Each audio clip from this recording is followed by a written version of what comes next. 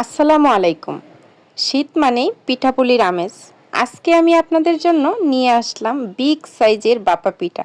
যে পিঠা দিয়ে এক ফ্যামিলির মানুষ খেয়ে নেওয়া যাবে একটা পিঠা দিয়েই।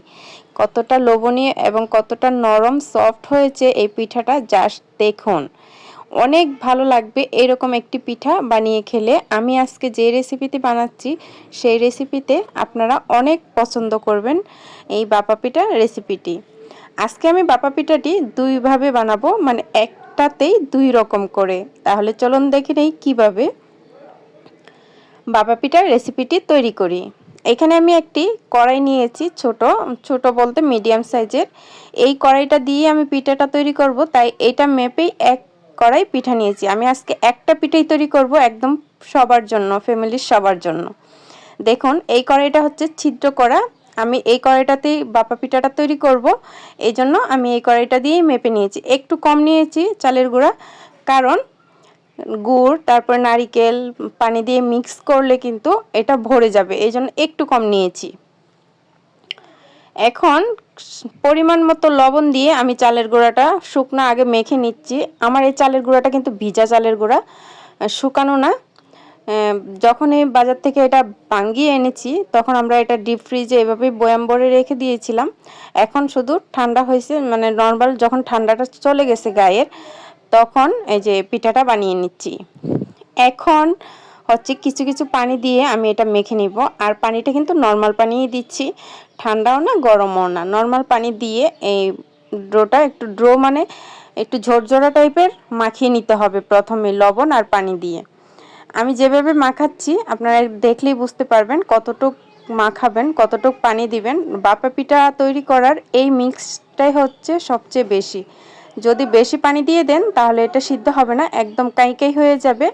আর যদি জর্জরা রাখেন বেশি তাহলেও কিন্তু পিঠাটা সিদ্ধ হবে না, একদম গুঁড়া গুঁড়াই থেকে যাবে। দেখুন এটা যখন মুট করে ধরবেন তখন একটু আটা হয়ে যাবে, আর যখন ভেঙে দিবেন তখন ঝুরঝুরা হয়ে পড়ে যাবে। এটাই হচ্ছে পারফেক্ট। তো আমি একটা চালিন নিয়ে নিয়েছি, আর চালিন দিয়ে আমি আবার চাল গুঁড়াটা চেলে নিব। এই যে দেখুন, চেলে নিলে কিন্তু সবগুলি দানা একই রকম থাকবে। আর একটু মোটা ছিদ্রযুক্ত ইয়ে দিয়ে চাললে তাহলে কিন্তু পিঠাটা একদম দানা দানা থাকে, সুজির দানার মতো, তখন কিন্তু খুব ভালো লাগে পিঠাটা খেতে। তো আমি এভাবে চেলে নিচ্ছি সবগুলি অফ ক্যামেরাতে। দেখুন আমি সবগুলি চেলে নিয়েছি। এখন আমি পিঠাটা বসিয়ে দিব, আর কিভাবে বসাই সেটাই দেখবেন। আমি যেভাবে এই কড়াইটাতে বসাচ্ছি আপনারা চাইলে রাইস কুকারের বানাতে পারেন, বা ছিদ্রযুক্ত কোনো স্ট্যান্ড থাকলে সেটা দিয়েও বানাতে পারেন। এই যে কড়াইটার উপরে একটা পরিষ্কার মশারির ন্যাকড়া দিয়েছি আমি। ন্যাকড়াটা আমি ভালো করে ধুয়ে নিয়েছি। আর আপনারা চাইলে এখানে জর্জেট ওড়না বা যে জালি ব্যাগ থাকে সেগুলিও ব্যবহার করতে পারেন। তো এই যে দেখেন মশারির ন্যাকড়া কিন্তু সবার কাছেই থাকে, পুরাতন মশারি। তো আমি এক টুকরা নিয়ে নিয়েছি। প্রথমে কিছু চালের গুঁড়া দিয়ে দিলাম, আর একটা নারিকেল আমি ফুল নারিকেলটাই কুড়িয়ে নিয়েছি। এখানে আমি নারিকেলটা একটু বেশি করে দিব, একটা পিঠাতে একটা নারিকেলই দিচ্ছি। আমার ঘরে ডায়াবেটিসের রোগী আছে, মানে আমার শ্বশুর আর শাশুড়ির ডায়াবেটিস, তো ওনাদের জন্য আমি নারকেল দিয়ে শুধু বানাবো, গুড় দিব না। তাই আমি এক সাইড করে গুড়টা দিচ্ছি। পিঠাটা অর্ধেক কেটে ওনাদের জন্য অর্ধেক আর আমার বাচ্চাদের জন্য অর্ধেক, মানে আমরা খাবো অর্ধেক আর কি, এইভাবে দিচ্ছি। তো নারিকেলটা কিন্তু সব দিকেই সমান দিচ্ছি, নারিকেলটা একটু বেশি পরিমাণেই দিচ্ছি। তো ওই যে আবারও চালের গুঁড়া দিয়ে দিলাম, আবারও নারিকেল দিয়ে দিলাম। নারিকেলটা বেশি দিচ্ছি আমি, এখানে 3 লেয়ারে নারিকেল আর গুড় দিচ্ছি, যাতে পুরাটা পিঠাই খেতে দারুণ লাগে। একদম লেয়ার লেয়ারগুলি খুলে যাবে, এরকম পারফেক্ট একটা বাপা পিঠা তৈরি হবে। আশা করি আপনারা এই শীতে অবশ্যই বাপা পিঠা তৈরি করে খাবেন। একটা পিঠা দিয়েই ফুল ফ্যামিলি খেয়ে নেবেন, কোনো ঝামেলা নেই, কোনো টেনশন নেই, বারবার পিঠা বানানোর কোনো প্রয়োজনই নেই। তা আমি আবারও চালের গুঁড়া দিয়ে ডেকে দিলাম। এখন আমি আবারও নারিকেল দিয়ে দিচ্ছি। এখন আমি সবগুলি নারিকেলই দিয়ে দিব, যেগুলি আছে সব দিয়ে দিব। এখন আর লেয়ার হবে না, এই লেয়ারের পরে শুধু চালের গুঁড়া দিয়ে দিব। এই যে আবারও ওই সাইড দিয়ে নারিকেল দিচ্ছি। আমি কিন্তু নারিকেলটা মানে গুড়টা এক সাইডে দিচ্ছি, আপনারা দেখে অবশ্যই বুঝতে পারতেছেন, আর এক সাইড কিন্তু খালি। আর এখন চালের গুঁড়া যেগুলি আছে সবগুলি উপরে দিয়ে সমান করে বসিয়ে দিব। যারা আমার রেসিপিটি দেখতেছেন এখন পর্যন্ত একটি লাইক করতে ভুলে গিয়েছেন, একটি লাইক করে দিবেন। আর যারা নতুন আছেন চ্যানেলে তারা চ্যানেলটি সাবস্ক্রাইব করে নিত্য নতুন রেসিপি পাওয়ার জন্য অবশ্যই বেল আইকনটি অন করে দিবেন।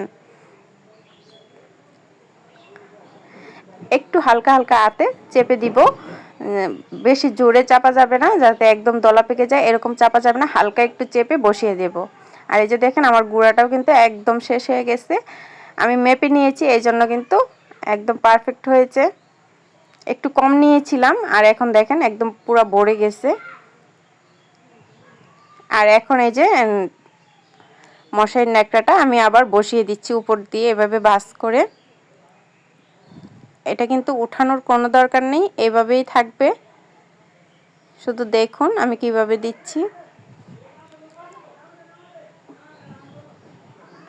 এই যে এখন এটা একটু সাইডে রেখে দেব। আর যে চালটা চালছি পরে কিছু দানা বের হয়েছে, সেই দানাটার সাথে আমি আরও 1 মুঠ আটা নিয়ে নিচ্ছি। এখন আটাটা একটু পানি দিয়ে মেখে নেব।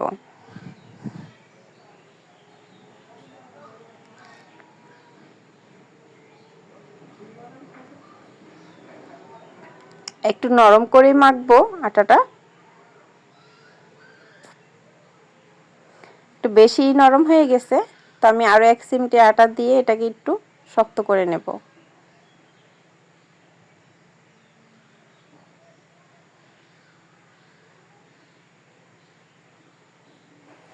আরও 2 চিমটি আটা দিয়ে একটু নরম করে নিলাম। দেখেন এইভাবে আমি একটু নরম করে আটা করে নিচ্ছি। এখন একটি পাতিলে আমি পানি বসিয়ে দিয়েছিলাম আগে, পানিটা একদম ফুটে আসতেছে। এই পর্যায়ে আমি যে আটাটা করেছি সেই আটাটা পাতিলের মুখে লাগিয়ে দিব। এতে হবে কি, বাপা পিঠার যে ভাপটা সেটা অন্যদিকে বের হবে না, শুধু বাপা পিঠাতেই লাগবে, তাই কিন্তু অনেক কম সময় লাগবে। আমার এই পিঠাটা হতে 30 মিনিট সময় লেগেছে। আপনারা যদি আরও বড় পিঠা তৈরি করেন তাহলে হয়তো বেশি কম লাগতে পারে। আর যদি এই আটাটা দিয়ে বন্ধ না করি তো এই পিঠাটা কিন্তু 1 ঘন্টাও হবে না, আর পিঠাটা কিন্তু পারফেক্ট হবে না, সুন্দর হবে না। ঠিক আছে, এই যে এখন পাতিলটা আমি বসিয়ে দিলাম। আর এই ক্ষেত্রে লক্ষ্য রাখতে হবে পাতিলের পানিটা জানে এই যে উপরের পিঠার পাতিলে না লাগে, এইভাবে কমিয়ে দিতে হবে। যে যেখান দিয়ে একটু ছিদ্র ছিল সেখানে আমি বসিয়ে দিলাম আটাটা দিয়ে। এখন ঢাকনা দিয়ে রেখে দেব। পিঠাটা যখন হয়ে গেছে তখন আমি ঢাকনাটা খুলে নিয়েছি ঠিক 30 মিনিট পর। আর দেখেন আমি উপর থেকে দেখছি যে পিঠাটা হয়েছে কিনা, যে দেখলাম পারফেক্ট একদম হয়ে গেছে। তো এখন এটা উঠিয়ে নেব। এই যে দেখুন উঠিয়ে নিচ্ছি। কতটা সুন্দর হয়েছে আর কতটা পারফেক্ট হয়েছে। এটা কিন্তু নিচের সাইড, আমি উল্টে নিব আবার। এই যে আমি আরেকটা প্লেট উপর দিয়ে রেখে এইভাবে উল্টে নিচ্ছি। আর এই যে দেখেন নারকেলের যে লেয়ারগুলো দিছি সেই লেয়ারগুলো খুলে খুলে আসতেছে, মানে এতটা পারফেক্ট হয়েছে আর এত নরম হয়েছে পিঠাটা। খেয়ে তো আমরা সবাই অবাক যে এত পারফেক্ট আর এত নরম কিভাবে সম্ভব। যে আমি আপনাদেরকে দেখিয়ে দিচ্ছি, এটা হচ্ছে যে দিক দিয়ে গুড় দিয়েছি সেই সাইডটা কতটা লোভনীয় লাগতেছে, গুড়টা কি সুন্দর হয়ে রয়েছে। আর নারিকেলটা বেশি দেওয়ার কারণে পিঠাটার গ্রানটাই চেঞ্জ হয়ে গেছে, মানে এত মজা হয়েছে পিঠাটা। আপনারা অবশ্যই একবার খেয়ে দেখবেন, এর স্বাদ ভুলতে পারবেন না। আর এই পিঠা বানাতে কিন্তু এখন কোনো ঝামেলা নেই, বারবার দিতে হবে না, একবারে একটা পিঠা বানিয়ে নেবেন, একদিন সবাই মিলে খেয়ে নেবেন। এক সাইডে নারকেল দিচ্ছি শুধু, ঠিক আছে, গুড় দিন আরেক সাইডে 6,000 টাকা ডায়াবেটিসের ওষুধ 1-2 না 6,000 টাকা।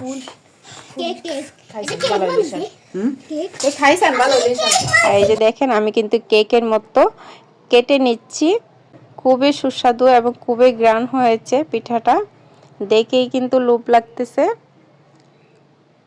এরকম একটি পিঠা বানিয়ে আপনারা কিন্তু আপনাদের ফ্যামিলির সবাইকে উপহার দিতে পারেন। আশা করি আজকের রেসিপিটি আপনাদের কাছে অনেক বেশি ভালো লেগেছে। তাহলে আজকে বিদায় নিচ্ছি, দেখা হবে এবং কথা হবে পরবর্তী একটি রেসিপিতে। ততক্ষণ পর্যন্ত সবাই ভালো থাকবেন, সুস্থ থাকবেন। আল্লাহ হাফেজ।